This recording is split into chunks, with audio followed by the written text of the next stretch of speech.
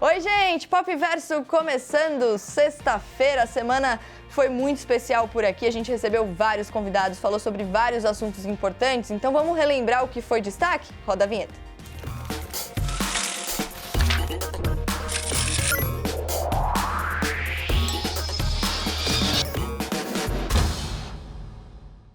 Você lembra do Brendan Fraser? Talvez não pelo nome, mas pelo rosto dele com certeza. Ele fez muito sucesso em filmes de comédia ali nos anos 90, anos 2000, era o galãzão mesmo da época. E agora ele surge irreconhecível no trailer de um filme de drama. Será que é arriscado mudar tanto de comédia para drama? Quem é esse tal de Brendan Fraser novo? O Fábio Gomes, criador de conteúdo, ajudou a gente a entender. Saiu um teaser do filme The Whale, um filme com o Brendan Fraser, que é um ator que a gente conhece por vários outros papéis em Hollywood, mas nesse papel ele tá impressionante. Ele interpreta um homem que engordou mais de 200 quilos enquanto estava lidando com o luto pela morte do namorado. Só que quando ele começou a se relacionar com outro homem, ele se afastou da filha dele. E aí depois que esse homem morre, ele tem que se reconciliar ali, né? Ele tá tentando fazer isso com a filha e quem interpreta a filha dele é a Sadie Sink, que é a atriz que a gente conhece muito por Stranger Things. Esse filme é dirigido pelo mesmo diretor de Cisne Negro e é baseado também em uma peça. Então, é bem interessante a gente falar sobre esse filme porque ele tá irreconhecível, o Brendan Fraser. Inclusive, quando esse filme foi transmitido ali no Festival de Veneza, lá em setembro, ele foi de fato ovacionado pelo público. A crítica falou muito bem sobre a atuação dele e a gente tá aqui pra te contar quem é esse cara incrível com o Fábio Gomes, que é outro cara incrível, apresentador, criador de conteúdo. Muito obrigado. Fábio, obrigada pela participação. A gente já tá com o nosso telão aqui. Maravilhoso. Mostrando o Brendan Fraser em diferentes fases da carreira dele. Sim. Então aqui, ele em The Whale, totalmente reconhecível. Diferente. E aí, Fábio, fala um pouquinho sobre os outros papéis dele ali atrás. Cara, o Brendan Fraser, pra quem cresceu nos anos 90, vai lembrar muito dele sobre filmes de comédia e ação também, né? Ele era, pra uma geração mais nova, era tipo um Chris Pratt dos anos 90, assim. Ele era um cara que fazia muita comédia, ele era divertido, ele fazia muitos filmes de ação também, né? Ele estourou com esse primeiro filme aqui atrás, que é um clássico das tardes brasileiras, que era George, o Rei da Floresta, baseado numa animação também. Eu via bastante, era tipo um Tarzan, assim. Ele estava extremamente divertido, e aí você já vê que ele tem aquele lado galã, bonito, mas também sabe fazer boas cenas de ação. Então isso o credenciou eventualmente, né? Aí crescendo dentro da indústria até fazer a Múmia, e na Múmia ele virou o cara, né? E, tipo, ele virou o cara de Hollywood naquele período, né? O filme de 99. Em que ele faz uma espécie de Indiana Jones atual, né? Mais ou menos nessa pegada. Então, ele era muito divertido, ele fazia muitas coisas de ação com comédia e ele foi dos anos 90, quem cresceu viu muito ele, né? Até ele dar uma sumida nos anos 2000. Então, ele deu essa sumida e agora ele tá voltando num filme que não tem nada a ver com o que ele estava acostumado a fazer, né? Ele tava fazendo ali projetinhos menores e tal, e agora ele vem pra esse filme e todo mundo começa a falar sobre ele. O que esperar, então, dessa atuação do Brendan Fraser? Porque é muito esquisito quando a gente vê um ator que a gente tá acostumado a ver em comédia. Sim. E aí ele vai pra um drama, ele vai pra um gênero totalmente diferente, aí você fala, ok, vamos avaliar, mas parece que tá todo mundo avaliando bem, né? Tá avaliando muito bem, né? Ele tá sendo extremamente elogiado. Eu sempre tenho a teoria de que comediantes são melhores em drama porque eles são extremamente inseguros. Então ele vai dar o dobro possível, ele vai dar tudo que o diretor precisa. Então, no caso do Brendan Fraser, né, ele foi reencontrado pelo Aronofsky, ele viu um desses filmes bem B dele, assim, ele falou, eu não sabia quem ia escalar, eu não conseguia achar um ator que tivesse, né, a profundidade que eu precisava, até eu ver o Brendan Fraser e falar, nossa, o Brendan Fraser. E ele já fez isso outras vezes, né, no Lutador você viu que ele fez isso com o Mickey Rourke, que ele recuperou o Mickey Rourke do nada, tipo, nossa, ele era um grande ator dos anos 80 e dos anos 2000 ele fez o Lutador com ele. Então ele tem essa... Ele gosta de procurar atores que estão meio esquecidos da indústria para dar uma segunda chance. E eu acho que no caso do Brendan Fraser isso aconteceu e ele está sendo extremamente elogiado. Ele é um cara que é muito querido na indústria, ele é muito elogiado por todo mundo que trabalha com ele. Então eu tô extremamente curioso para vê-lo nesse filme. A gente tá muito curioso, só que ó, o filme não tem data de estreia ainda aqui no Brasil. O que a gente sabe é que vai estrear no dia 9 de dezembro lá nos Estados Unidos. Então 9 de dezembro lá, aqui a gente não sabe ainda.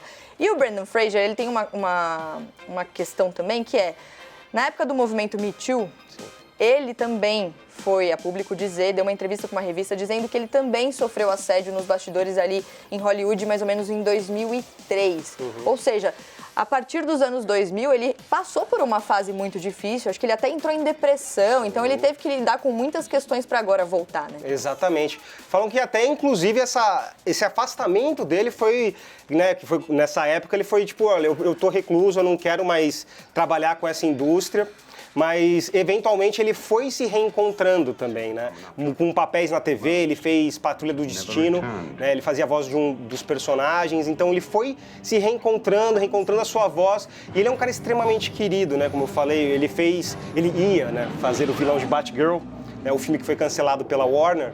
E, no caso, ele tava sendo, tipo, ele fez aniversário no set, se eu não me engano, e os diretores se apaixonaram por ele, fizeram um bolo, fizeram uma festa pra ele, porque falam que ele é um cara muito, muito legal no set, né? Então, especialmente no The Whale, quando saiu a notícia de que ele foi aplaudido, o The Rock, né, que hoje é uma das grandes estrelas de Hollywood, ele fez um texto falando, olha, na Múmia 2, né, quando foi um dos meus primeiros papéis no cinema, você me recebeu de braços abertos, você me tranquilizou, eu entrei na sua franquia de um jeito incrível, então eu te agradeço demais por isso e estou muito feliz de ver você fazendo sucesso de novo, sabe? Então você vê daí que ele sempre foi um cara muito, muito bacana dentro do set. Isso é demais, né? Porque a gente vê várias notícias de artistas, de pessoas muito famosas, às vezes destratando a galera dos bastidores, e aí você pega um cara como o Brendan Fraser que aparentemente não tem uma pessoa que fale que ele não é legal nos bastidores, e eu sempre falo, se você é legal na frente das câmeras e nos bastidores você não dá oi pra ninguém, tem alguma coisa errada. Então me parece que é um cara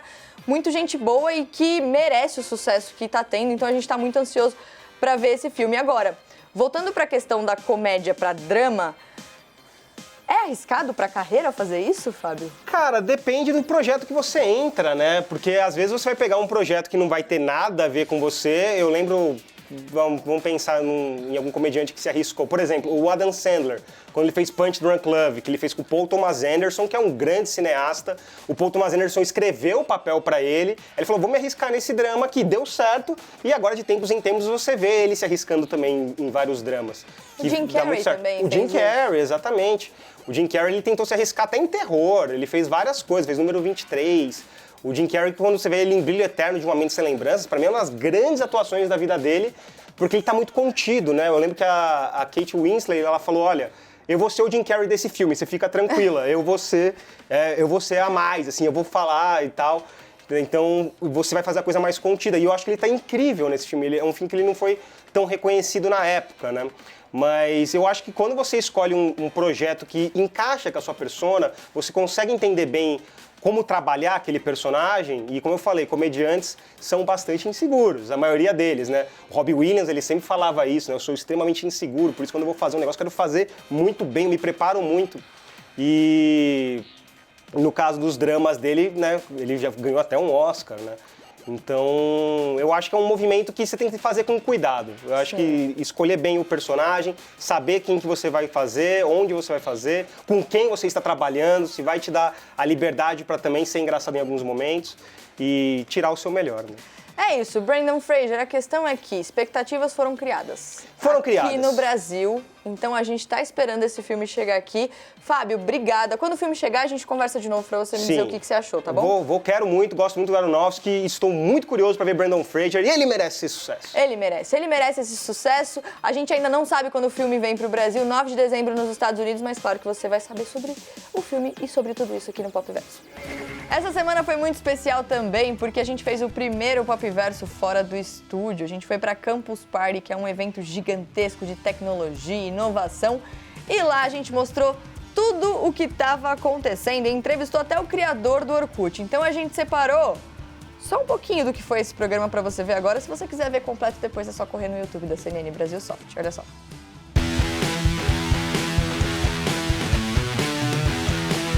Quando a gente pensa na Campus Party, a gente logo pensa, ó, nesse tanto de barracas. São 6.000 barracas, 8.000 pessoas.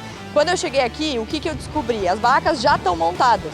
Então a galera, na hora que compra o ingresso, já reserva a barraca, chega aqui, faz o check-in e aí elas têm que procurar, ó, o número da barraca, tá vendo? Aí você acha o número da sua barraca, vem aqui com a sua mochilinha e se instala.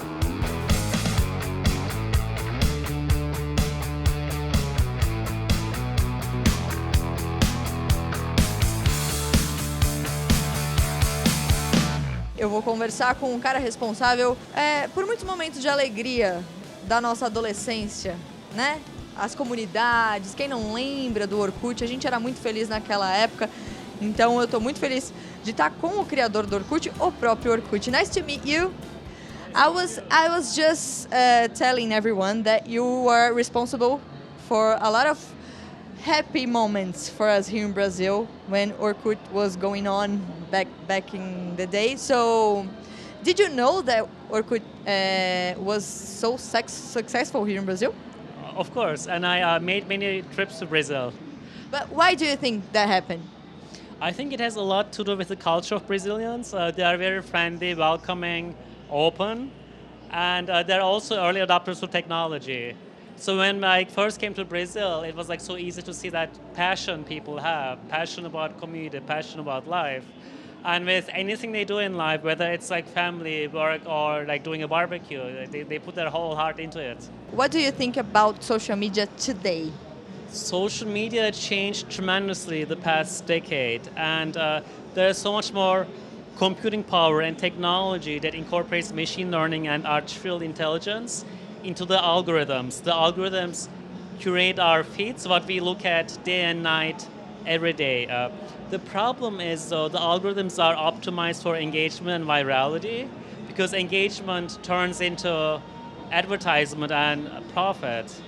And as a result, social media today is creating depression, anxiety, loneliness, isolation, and mental health problems. And there's a statistical correlation with high social media usage and depression and suicide. And I believe that social media should bring us closer together. It should empower our communities. And it's all about how you design a product. With every technical decision, engineering decision, product decision, you have to make sure that you're optimizing for happiness and you're optimizing to bring people together. Hora de conteúdo inédito aqui no Pop Verso. A gente conversou com o Igor Pires, que é autor aqui no Brasil. Ele já vendeu mais de 1 milhão de exemplares, ficou meses na lista de best-sellers aqui do Brasil, com o livro Textos Cruéis Demais para Serem Lidos Rapidamente. Ele começou escrevendo ali na internet, depois de ter o coração partido. E aí isso começou a crescer e agora ele está lançando um novo livro. A Babi conversou com ele, vamos ver. Se você fosse se apresentar para alguém pela primeira vez, o que você gostaria de falar? Sou o criador de um projeto chamado Textos Cruéis Demais para Serem Lidos Rapidamente. E foi um projeto que surgiu de uma inquietude, assim, latente, que eu sempre tive de poder contar das minhas histórias, de poder compartilhar dos meus sentimentos com as pessoas. Muito do que eu partilhava e muito do que eu partilho vem de um lugar comum, que é o lugar em que as pessoas não têm medo ou vergonha de sentir a dor de um término de relacionamento, sentir tristeza, solidão, angústia, que são sentimentos que eu acho que muitas vezes a gente tem certa dificuldade. O seu novo livro, o Textos para Tocar Cicatrizes, a gente volta a essa pauta dos sentimentos. Por que tocar a ferida? A ferida que está cicatrizada. A poesia, ela ajuda a gente a cicatrizar as nossas feridas. E por que é legal tocar novamente? Ou qual é a proposta de tocar novamente essas feridas?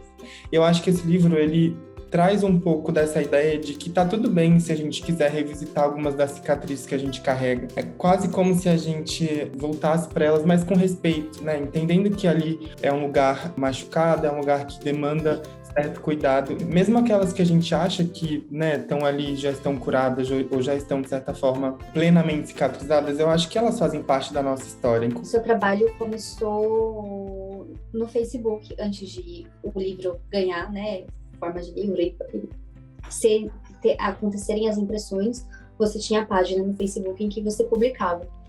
Como é que foi esse estalo de começar a publicar no Facebook? O que te levou a publicar os seus textos no Facebook? Eu nunca me esqueço de uma aula de inovação do professor da faculdade. Ele falava, gente, o Facebook tá morrendo. Em 2016 ele falava, o Facebook tá morrendo, só o que você encontra na rede social é textão sobre política e meme de cachorro e gato. E eu fiquei com isso na minha cabeça. Falei, nossa, verdade, ele tem um ponto. E eu falei, cara, por que não criar uma página de textos sobre os sentimentos mais profundos que eu possa ter no Facebook. Aí criei a página e comecei a postar meio que despretensiosamente. E nisso também eu convidava outras pessoas para escreverem comigo. Era um projeto bem coletivo no começo. Eu lembro que com 6 meses de projeto a gente tinha 100 mil seguidores e com 1 ano a gente tinha quase 1 milhão de seguidores. Não é de graça que você escolhe colocar ali as letras minúsculas ou organizar as frases de uma forma ou de outra, né? Tem toda uma leitura e eu acho que é uma poesia acessível. Eu venho de uma família muito humilde e a minha maior preocupação quando eu fui publicar meu primeiro livro era que minha avó, uma mulher negra e indígena semi-analfabeta, pudesse ler o meu livro, que no final das contas, hoje eu escrevo aquilo que eu gostaria de ter lido, de certa forma. Eu queria muito ter lido um autor negro, gay, jovem, da periferia, que foi o que eu não tive na minha adolescência. Queria que você falasse um pouquinho sobre as suas referências. Estou retomando a leitura de alguns livros dele, do Caio Fernando de Abreu, que foi o autor que eu mais li durante a adolescência, minha referência do que é ser um escritor vulnerável e aberto. Eu acho que ele não tinha medo de ser julgado pelo que ele sentia. Algumas características do meu trabalho conversam com isso dele. E eu sou muito fã da Beyoncé, eu tenho até uma tatuagem dela. Então, tipo assim, ela me inspira muito. Acho que ela tem uma ética de trabalho muito incrível, assim, muito admirável. E eu tenho escutado muito Renaissance, álbum do ano. E é isso. Mais entrevista inédita aqui no Pop Verso. A gente conversou com o Joel Dicker, que é um autor suíço que lançou no mês passado mais um livro, O Caso Alaska Sanders. Ele costuma escrever sobre mistério, investigação, então a gente perguntou para ele o que faz uma boa história de mistério, como contar essa história. Olha só. I think it's not the plot itself, it's not the murder itself, it's not how the murder gets solved, it's the characters.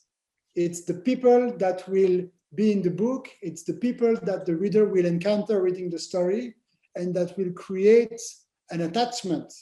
Because if you're not attached to the victim or to the investigators or even to the committers, even to the one who commit the crime, I think you don't really get into the story. Marcus Goldman is a writer, he's a very successful author. He's going to face a writer's block. And during this writer's block, he's going to ask some advice to his friend and former professor at the university, Harry Kubert. Harry Kubert will be accused of a murder, and Marcus Goldman will investigate and will prove that his friend was innocent. And he will base his second novel on this history. It's called The Truth About the Harry Kubert Affair, book that you can actually read. A few months after this investigation, he's going to meet again with Perry Gallowwood to solve another investigation about a young girl that has been killed. This is called the Affair Alaska Sanders, and it's the book that just has gotten published in Brazil.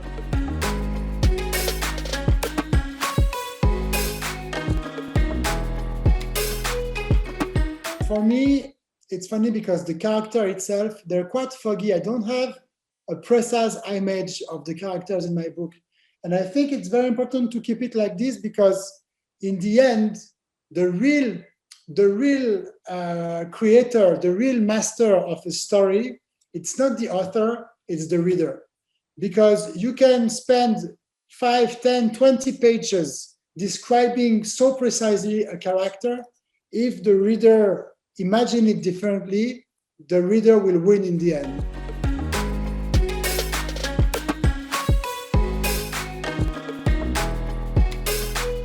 I really think that it's important today to get to the readers. And it's very important today to get to the readers where they are, and especially to get where people are and to kind of bring them back to reading. Whatever you're in Switzerland or in Brazil or in China or in Russia or in France or wherever in the world, in a few clicks, we can connect all together and we can exchange about books, about literature, about what we liked, what we didn't like in a book, the discussion, it's a great place to learn how to disagree because a society works because we're different, because we have different tastes. And I think that being able to disagree on books it's a first good step to then learn how to disagree with life and still live together. E a gente encerra o Pop Verso de sexta-feira, preparados no aquecimento para o Pop Verso especial de Copa que começa na segunda-feira. Pois é, a gente vai transformar tudo aqui para falar sobre o maior evento de futebol do mundo. Vamos receber convidados especiais, vamos fazer lista, bolão, mostrar meme. Vai ser muito divertido e a gente quer, claro, que você fique com a gente e acompanhe com a gente essa maratona, começando segunda-feira, 9h30 da noite no YouTube, 11h30 da noite na TV e no Prime Video. E é isso. Tô esperando vocês, hein? Será que eu arrisco uma embaixadinha ou vou afastar toda uma audiência?